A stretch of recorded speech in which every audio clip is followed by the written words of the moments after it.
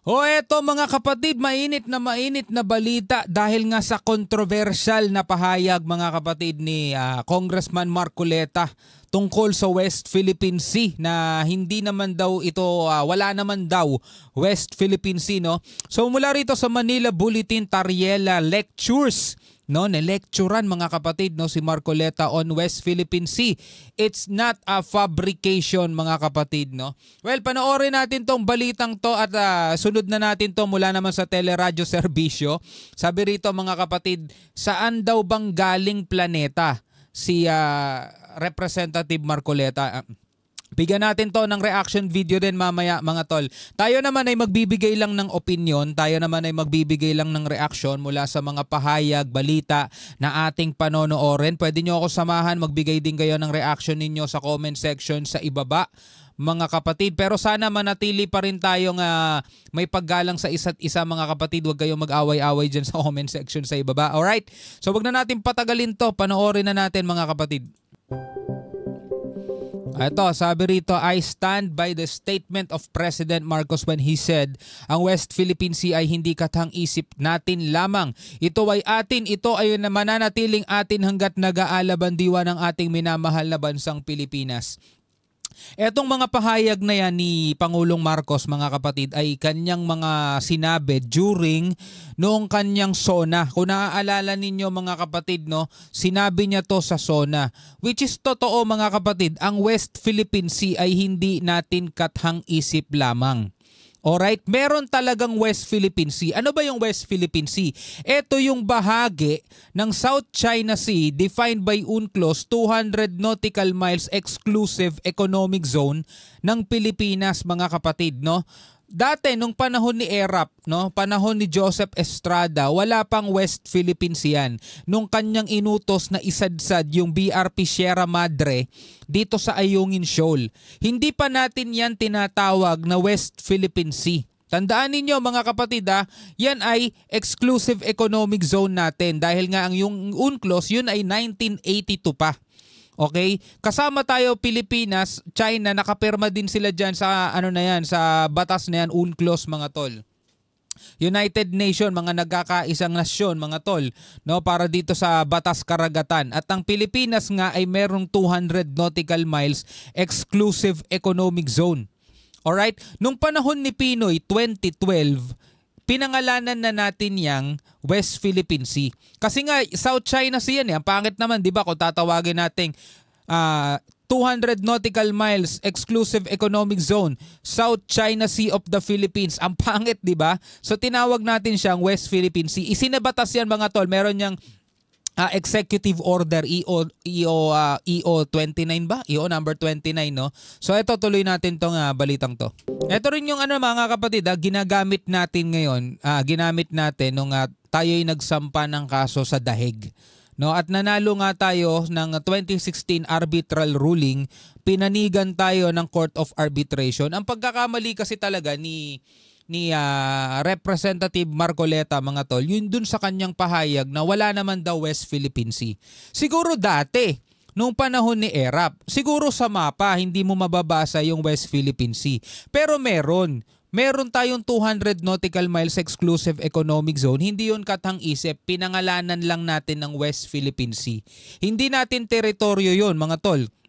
Yun ay ating exclusive economic zone. Kasi ulitin natin, ang teritoryo natin nasa 12 nautical miles lang mga tol, no? Tuloy natin ulit. Hearing someone claim that the West Philippine Sea is merely a fabrication of the Philippine government. Kasi sabi, ano lang daw natin yan inimbento lang natin mga tol, no?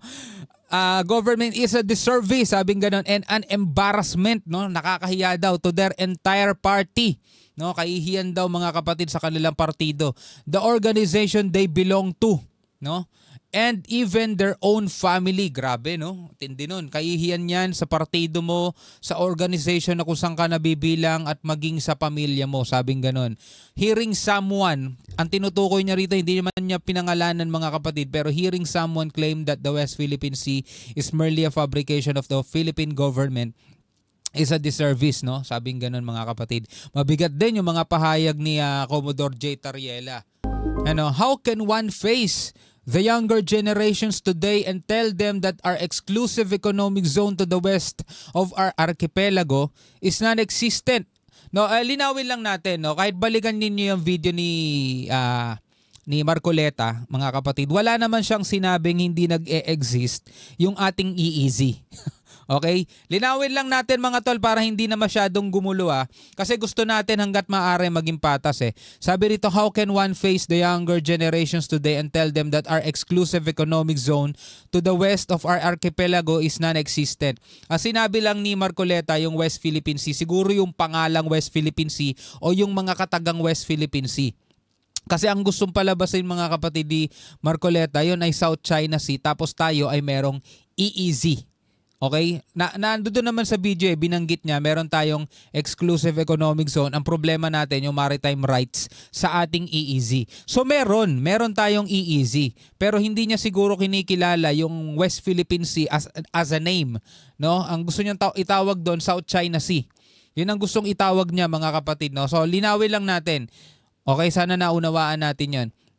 Effectively giving up the fight to assert their rights as Filipino in the West Philippine Sea. Sabi gano'n ni Commodore J. Tariela. Ganito tayo rito mga tol, wala tayong pinapanigan. Okay, so ngayon mga kapatid, panoorin natin to. Mula naman sa Teleradyo Serbisyo, Marcoleta's denial on West Philippine Sea a disservice to frontliners fisherman group, no? Panoorin natin to mga tol. So ano ba ang naging initial reaction mo nung narinig mo at talaga naman may voice tape talaga na sinasabi ni ito sagip party list na si Congressman Marcoleta na katang-isip lang daw yung tayo lang daw may gawa-gawa nitong West Philippine Sea. Oo, nako, nung narinig nga namin yan, kaming mga nasa... Ang problema kasi pag sinabi mo katang-isip lang, tayo lang ay may gawa-gawa ng West Philippine Sea, ay talagang pupunahin ka talaga at talagang maraming babati ko sa'yo. Kasi yung West Philippine Sea na given na tayo ang nagbigay pangalan dyan, pero yung exclusive economic zone o yung area na pinangalanan natin ng West Philippine Sea, hindi yan inimbento ng Pilipinas. Okay? Na ipanalo pa nga natin sa Court of Arbitration yan eh. Yan ay defined by UNCLOS. Ulitin natin mga kapatid, defined by UNCLOS, United Nations Convention on the Law of the Sea. Okay, hindi yan ginuhitan ng Pilipinas at sinabing eto, sa Pilipinas to 200 nautical miles. Hindi ganon mga tol Kaya pag ganon talaga ang sinabi mo, yari ka. Talagang babatikusin ka. Mga kasama ko sa Akbayan Party List, ang tanong namin kay Sir, saang planeta ba siya nakatira? Kasi parang klaro na sa lahat ng ating kababayan na ang West Philippine Sea ay napakahalaga sa ating exercise ng ating national sovereignty. Kaya parang ang lumalabas sa kanyang statement ay imbis na representante siya ng interes ng Pilipinas, parang representante ata ng interes ng China. Kasi China ang mananalo doon sa kanyang sinasabi. Ang nakakalungkot pa doon, sinabi niya itong pahayag na ito sa isang hearing on fake news. Nakakalungkot kasi representante pa mismo natin sa Kongreso ang siya mismo ang magsasabi ng isang fake news na ang West Philippine Sea ay katang-isip lang. Klaro sa atin, hindi ito guni-guni. Totoo ito. At it's such a disservice to the frontliners, fisherfolk na affected ng panghihimas. Sabing kasing gano'n ni Congressman, there's nothing as West Philippine Sea. No, kahit nga daw tignan sa mapa, wala naman daw West Philippine Sea, which is true naman mga tol. Kung titignan, walang West Philippine Sea sa mapa. Merong 200 nautical miles exclusive economic zone. Pero naisabatas na kasi mga tol, may executive order na yan 2012 pa. At mula nung mga panahon na yon, tinatawag na natin siyang West Philippine Sea. Okay? So hindi natin alam mga kapatid kung ano ang ibig niya sabihin doon, pero nung pinanood ko yung video kahapon, ang naiintindihan ko mga tol, yung pangalang West Philippine Sea, ang tinutukoy niya na teritoryo natin, hindi naman natin teritoryo West Philippine Sea. 200 nautical miles exclusive economic zone natin, 12 nautical miles yung ating territorial waters. Yung mga ino-occupy ng China, hindi natin teritoryo yan, pero meron tayong jurisdiction dyan. Yung karapatan natin ang iginigiit natin, makuha yung mga likas na yaman na nasa ilalim ng exclusive economic zone natin kasi tayo ang may karapatan doon. Mangisda, mag-explore ng langis, yung mga isla na nandiyan dyan, nakapaloob dyan, mga tol, tayo may karapatan dyan. Okay? Hindi natin inimbento yung 200 nautical miles na yun. Yun ay defined by UNCLOS. No, yun ang totoo mga kapatid na kailangan malaman ng bawat Pilipino. Kaya talagang nabatikos talaga dito si Congressman Marcoleta doon sa pagkakasabi niyang there's nothing as West Philippine Sea. Mga tol, siguro kung mali siya ng gustong iparating, mali nga siya ng naging termino o pahayag. Pasok ng China itong klaseng statement na sinabi ni Kong Marcoleta. Siguro parang tinutukoy niya kasi dito yung mga lumang mapa na kanyang pinagbabasihan. Kasi daw itong Administrative Order number 12 lumabas lang ng 2012, di ba? Nung inilabas to ng dating Pangulong Noynoy Aquino. So somehow hindi dapat maging ground yan for believing such di ba? The tale. Oo. Nako, huli na ata sa balita si Kong Marcoleta kasi hindi lang sa AO ni President Noynoy pinangalanan yung West Philippine Sea, ni-recognize din ng Permanent Court of Arbitration. Ibig sabihin ng international community, nire-recognize yung exclusive economic zone natin. Yun nga yung tinatawag nating West Philippine Sea. Nare-recognize, kaya nga tayo nanalo noong 2016, di ba? Kasi nare-recognize na siya ng international law. Bilang batas ng Pilipinas at mga rules natin, pati international community nire-recognize ang EEZ natin. So baka kailangan lang mag-update ni Kong Marcoleta at i-review yung mga mapa din na ating nilalabas nitong mga nakaraang taon. At mahalaga ding ma-update yung mga kababayan natin na yung Maritime Zones Law nga, batas na pinasa nila sa Kongreso nitong 2024 mismo ang nagsasabi na pinapangalanan yung western side ng Philippine Archipelago as the West Philippine Sea. So yung batas mismo na pinasa ng Kongreso na pati si Rep. Marcoleta ang nagsasabing tunay ang West Philippine Sea at dapat natin itong ipaglaban. Kasi very ironic nung sinabi niya pa yan sa statement niya, yung kanyang sabi kathang isip, during pa nga, di ba, binanggit mo nga, hearing pa ng Tri-Committee on Fake News. Tapos ito yung una niyang binigay na statement. So, alam mo, kasi di ba si Congressman Marcoleta is now running for election sa Senate. Kayo, mga kinatawan ng akbayan. Naku, magagamit patuloy ito sa kanya, no? Budget patuloy siya.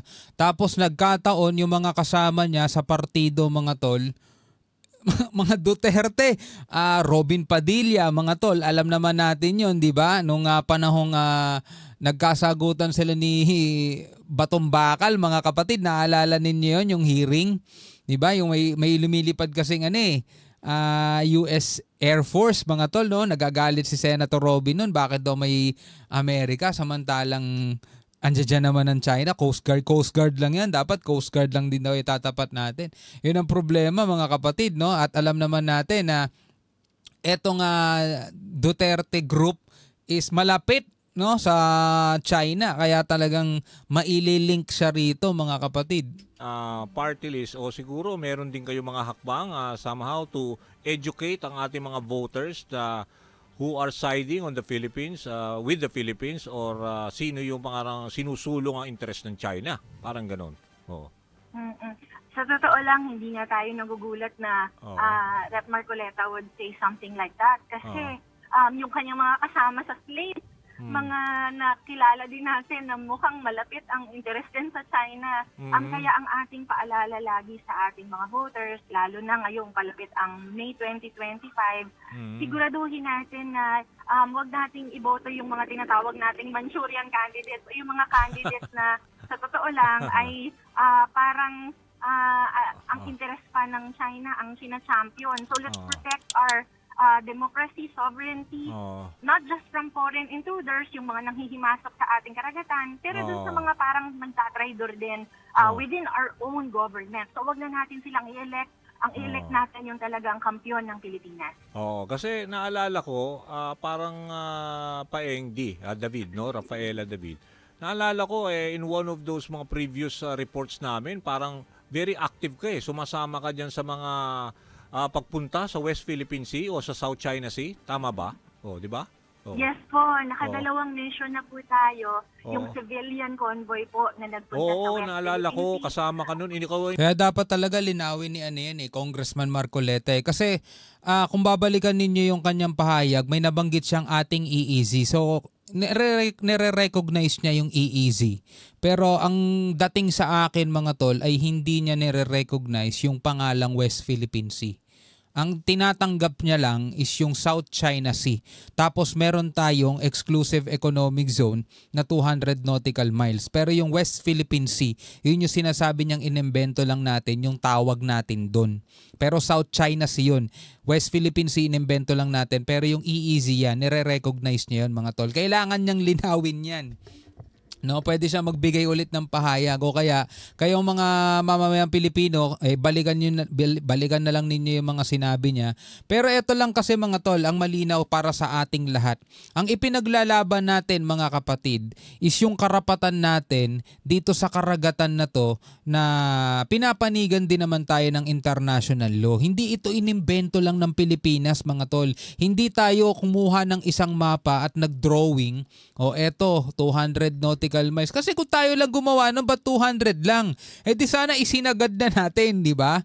Ginawa na natin sanang 300, ba't 200 lang? So etong 200 nautical miles ay hindi lang Pilipinas ang meron yan. Maging ang Brunei, maging Malaysia, Vietnam, Taiwan, lahat tayo meron yan. Nagkakaroon nga ng overlapping kaya meron tayong kanya-kanyang meron tayong maraming claimant tayo rito sa South China Sea. Yung South China Sea, yun yung buo.